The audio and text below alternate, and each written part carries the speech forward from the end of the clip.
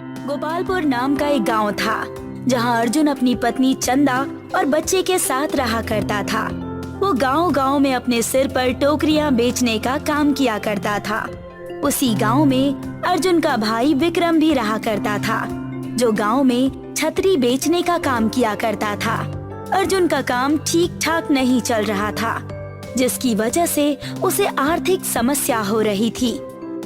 अजी सुनिए ना, घर का राशन पूरी तरीके से खत्म हो चुका है। खाने के लिए 2 वक्त की रोटी तक नहीं है।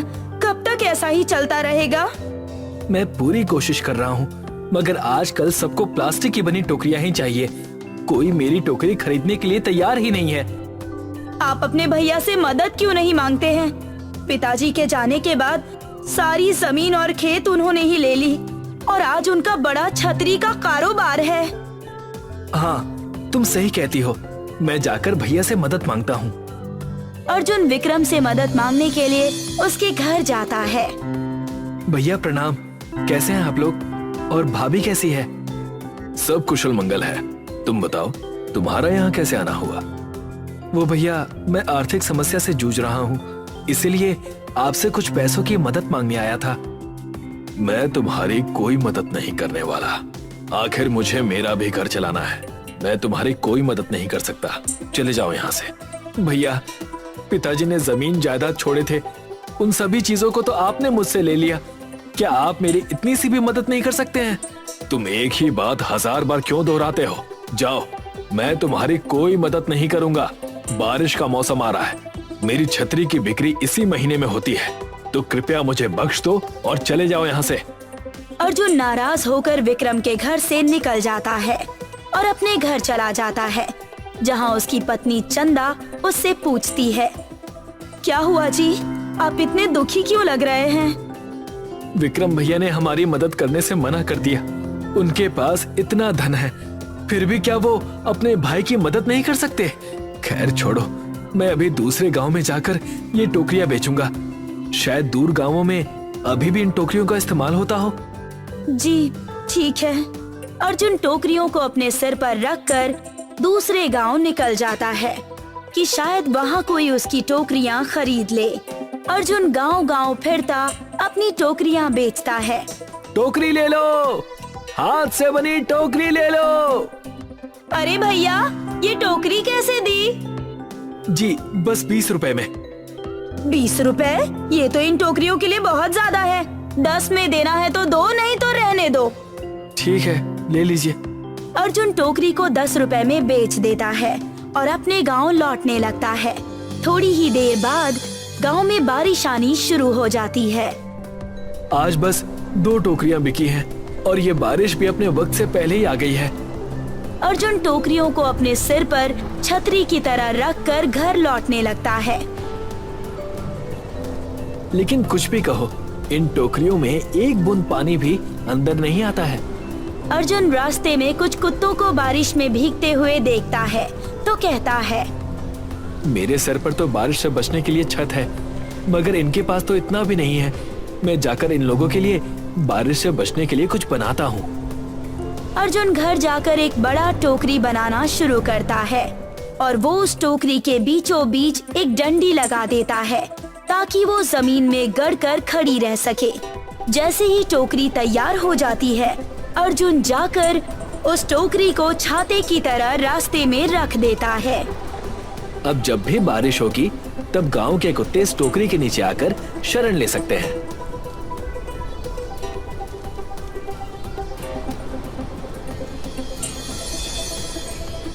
अगली सुबह गांव में तेज बारिश आती है और कुत्ते टोकरी के नीचे बैठ जाते हैं। उसी बीच वहां से एक फल बेचने वाला अपना ठेला लेकर गुजर रहा था। तभी एक तेज हवा चली और उसकी छतरी को उड़ा ले गई।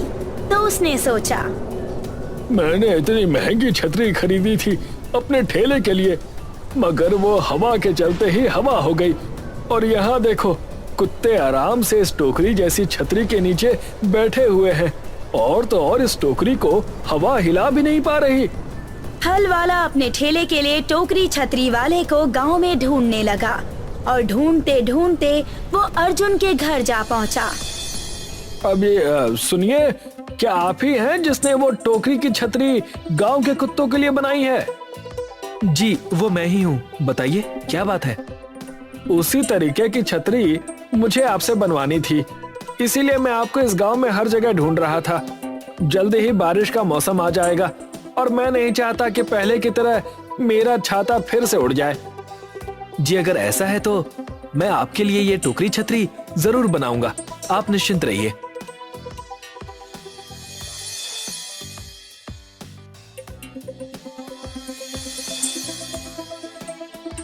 अर्जुन उस फल वाले के लिए टोकरी छतरी बनाता है और उसे दे देता है। तो अर्जुन की पत्नी उससे कहती है, ए जी सुनिए ना, जैसा इस गांव के हर ठेले वाले आपसे छाता बनवा रहे हैं, क्यों ना आप लोगों के लिए भी वैसा ही छाता बना दें? बात तो तुमने पते की है भाग्यवान।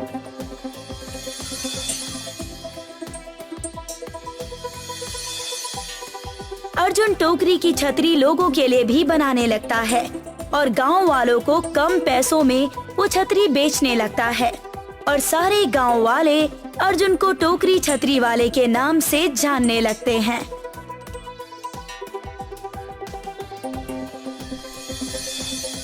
चंदा अब बातें ठीक से समझ में आ रही हैं। क्या जी? सिर्फ मेहनत से ही हम आगे नहीं बढ़ सकते हैं, बल्कि हमें उसके साथ साथ दिमाग का भी इस्तेमाल करना चाहिए।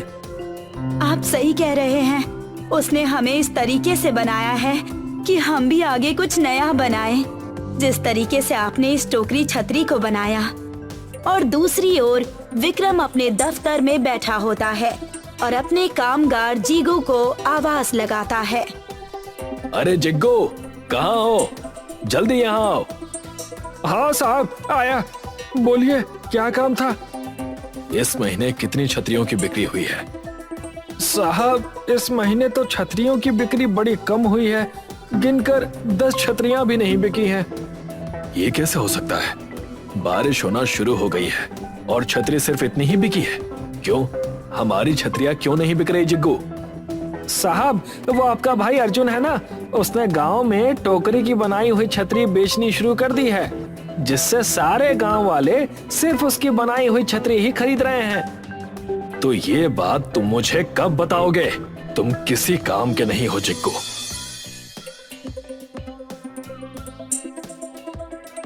विक्रम अर्जुन के घर जाता है और उससे पूछने लगता है कि वो ये सब क्या कर रहा है।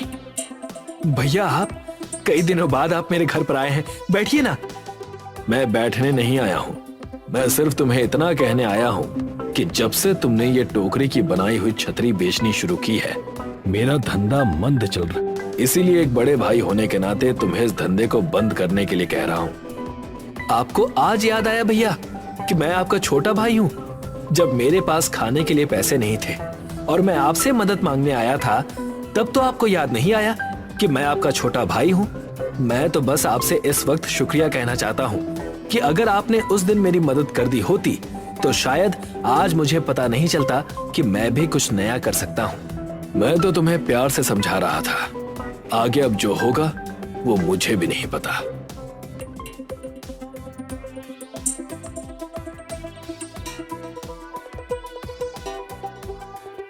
विक्रम अपने दफ्तर चला जाता है और अपने कामगार जीकू को बुलाता है और उससे कहने लगता है, बताओ तुम्हारे पास कोई तरकीब है जिससे हमारी छतरी की बिक्री ज्यादा हो जाए? इस समय तो उससे सीधे तरीके से जीतना मुमकिन ही नहीं है। सारे गांव वालों को उसकी बनाई हुई छतरी ही पसंद आ रही है। ठीक कह रहे हो, मुझे भी ऐसा ही लगा था। अगर हम किसी को नीचे नहीं कर सकते हैं तो हमें उनका नाम खराब कर देना चाहिए, वो अपने आप ही नीचे आ जाते हैं। ध्यान से सुनो मेरी बात, मैं जैसा कहता हूँ वैसा करना।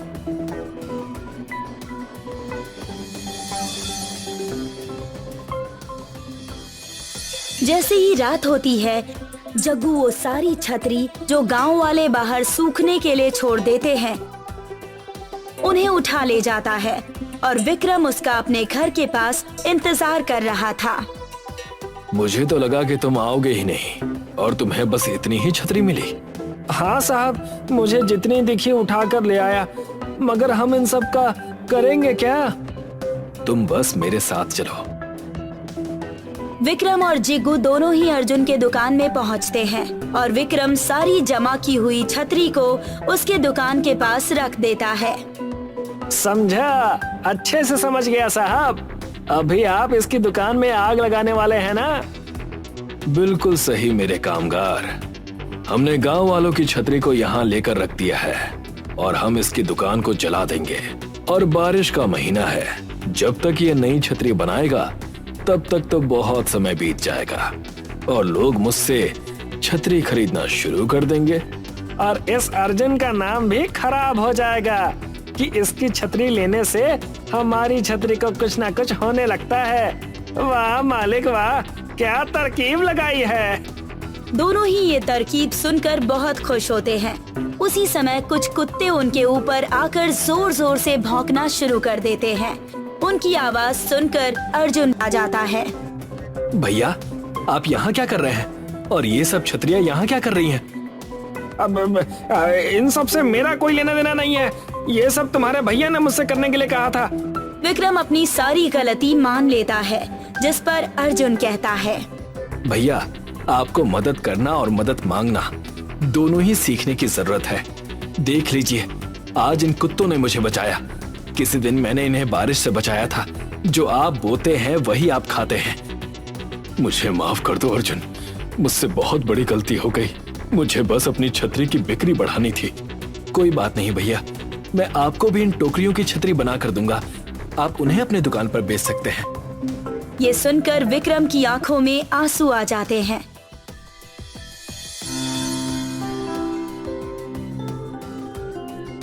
और आगे से वो मदद मांगने के लिए शर्माता नहीं है, ना ही वो मदद करने से हिचकिचाता है।